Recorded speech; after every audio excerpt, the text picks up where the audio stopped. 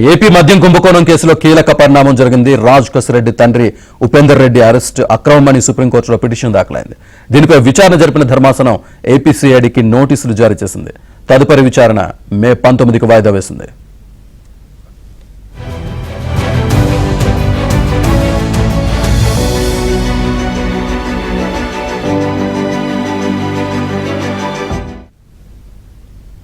ఉపేందర్ రెడ్డిని తెలంగాణలో అరెస్ట్ చేసి ఏపీకి తీసుకువెళ్లడం అక్రమమని పిటిషనర్ తరపున లాయర్ వాదనలు వినిపించారు. అరెస్టు సమయంలో చేర్చిన సెక్షన్లకు అదనంగా రిమాండ్ రిపోర్టులో ఇతర సెక్షన్లు చేర్చడం అక్రమమని వాదించారు. వాదనలు విన్న ధర్మాసనం ఏపీసీఐడి నోటీసులు జారీ చేసింది.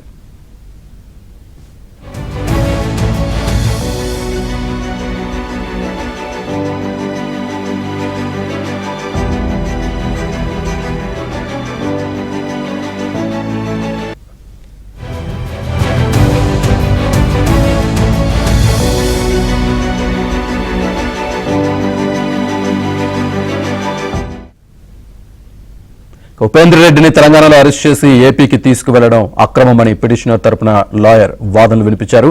అరెస్టు సమయంలో చేర్చిన సెక్షన్లకు అదనంగా రిమాండ్ రిపోర్టులో ఇతర సెక్షన్లు చేర్చడం అక్రమమని వాదించారు. వాదనలు విన్న ధర్మాసనం ఏపీసీఐడి నోటీసులు జారీ చేసింది.